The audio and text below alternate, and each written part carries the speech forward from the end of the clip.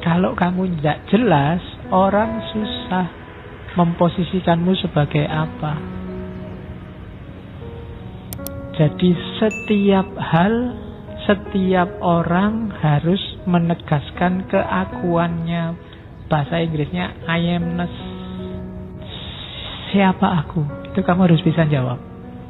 Bukan nama loh ya. Kalau nama sih semua bisa jawab. Tapi keakuan itu, kamu itu sosok yang kayak gimana sih, kamu harus jelas. Untuk bisa menjelaskan kamu itu sosok yang gimana, itu tidak serta-merta sekarang kamu itu apa, tapi juga harapan-harapanmu ke depan, cita-citamu yang kamu izinkan masuk ke dalam dirimu, kamu jadikan pilar eksistensimu itu apa saja. Nah, itu hudi namanya, ego, aku. Dalam kata-kata aku ada konotasi ketegaan, kemegahan. Jadi orang yang punya karakter, bahasamu sekarang. Jadi orang yang punya karakter itu kan biasanya punya karisma tersendiri, dibandingkan yang ke utara ikut, ke selatan ikut, nyari enaknya sendiri, tidak mau mikir, yang mau mengalir saja, kayak saya ceritakan tadi di depan. Ya, saya Pak mengalir saja. Ada enak yang diambil, ada nggak enak ya dihindari. Itu berarti kamu nggak punya planning, kamu nggak tegas, nggak punya karakter. Jadi ego itu adalah self, bangun dirimu. Cirinya ego itu apa? Kalau bahasanya Iqbal, kesendirian yang esensial. Jadi kenapa kesendirian? Karena ego itu hakmu sepenuhnya. Orang lain gak bisa intervensi. Misalnya semua yang di ruangan ini menganggap ngaji ini bikin ngantuk. Tapi kalau kamu gak ngantuk mau apa? Itu kan hakmu sepenuhnya. Semua yang di ruangan ini nganggap tema Iqbal itu penting, tapi mungkin salah satu nganggap tema itu tidak penting. Itu berarti ego. Beda sama orang yang ikut ke kiri, ikut ke kanan tadi. Ya menurutku sih tidak penting, tapi gimana lagi? Nah, itu berarti kamu nggak jelas. Ego itu memang kesendirian esensial. Orang bisa lihat tapi dia tidak akan ngerti aslinya.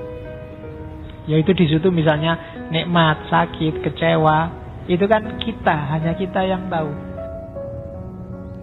Dokter mungkin ngerti bahwa kamu sedang flu, kepalamu mesti pusing.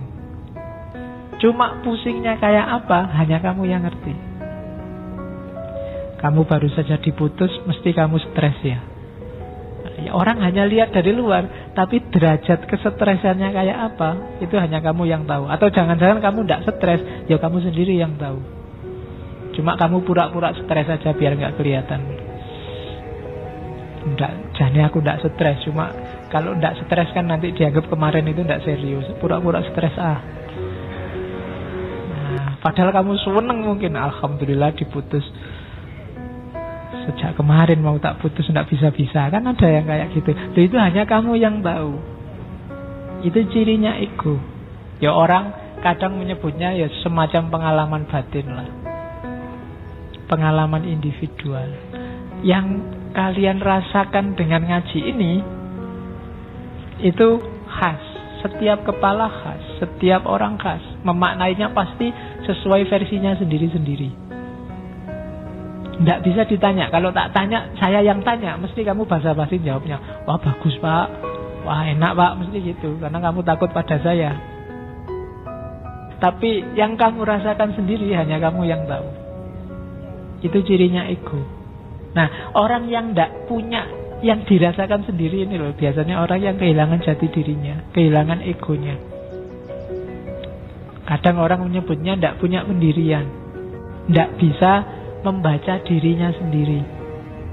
Padahal kan gampang. Kalau kamu merasa nyaman berarti penting, kalau enggak ya berarti enggak penting. Nah, itu ego. Cirinya itu. Untuk membangun ego ada dua modalnya yang paling besar. yaitu kebebasan dan kreativitas. Percayalah bahwa kamu itu bebas, titik. Tidak usah mikir neko-neko, tidak usah dijelimetkan secara metafisik, filosofis mendalam. Percayalah kamu bebas. Kalau diperdebatkan, ya kayak tadi misalnya, ini saya minum ini, bebas pilihanku, apa sebenarnya sudah ditulis di Lauhil Mahfuz. Ini kan diskusinya panjang. Tapi biarlah, nggak usah dibahas itu. Yakinlah bahwa kamu bebas. Titik. Ya didiskusikan panjang, tapi untuk praksis hidup kita, yakini itu bebas, maka kita bisa kreatif, milih, menentukan nasib kita sendiri. Jadi kita terima saja. Siapa yang bisa melawan takdirnya Allah? Ya selesai kalau kamu begitu. Ya kan? Jadi ndak, yakini hidupmu bebas. Bahwa setelah bebas kok kamu kalah, itu urusan lain. Kreatif. Saya cita-citanya pingin jadi apalah sesukamu, bikin sendiri. Jangan ikut-ikutan. Egomu tidak akan bisa dibangun kalau kamu merasa dirimu tidak bebas. Begitu kamu merasa nggak bebas, kamu buka dirimu untuk diatur orang lain. Ini sumber masalah biasanya. Begitu kamu rela diatur orang lain, ya sudah, jati dirimu hilang. Jadi bebas dan kreatif. Katanya Iqbal, kalau tidak percaya bahwa Islam itu menunjukkan, membolehkan kebebasan, coba dilihat. Di Islam itu ada, di kita kan yakin bahwa risalah sudah berakhir dan kita dibolehkan ijtihad. Ketika ada deklarasi bahwa Nabi Muhammad Rasul Pamungkas, Islam ini adalah risalah terakhir. Ini kan menunjukkan bahwa setelah ini tidak ada wis, kita nggak diatur-atur lagi. Berarti apa? Ya silahkan kamu atur hidupmu sendiri. Setelah ini kita boleh ijtihad. Kalau tidak ditulis di nas, tidak ada di syariat. Itu menunjukkan apa? Kita diizinkan untuk mikir sendiri, menentukan nasib sendiri. Jadi katanya Iqbal, tidak. Kebebasan dan kreativitas tidak bertentangan dengan visinya Islam. Jadi kreativitas itu bahasa Arabnya bid'ah.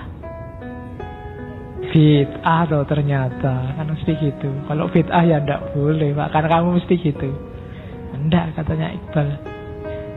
Kita sama Allah diizinkan disampaikan oleh Rasul bahwa kita berhak berijtihad.